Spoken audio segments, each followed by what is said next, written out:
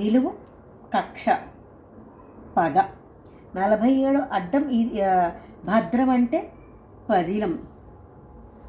ఇక్కడ 49 పురం, ఇక్కడ గా ఉంది కదా, పురం పట్టణం అంటే నగరం.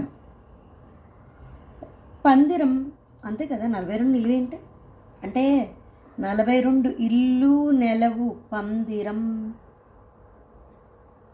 సరే, ఇప్పుడు 38 కాదు 20 దగ్గరికి వెళ్దాం. 20 కోతి అంటే 3 అక్షరాలు వానరం. సరే, 30 అడ్డం ఏంటి, కలిపి కుట్టడానికి సూదితో దారం. సరే, దారం, ఇది వానరం. 25 అడ్డం, 20 ముంపు, మునక. సరే, మునక ఈ చూద్దాము. 25 నిలువు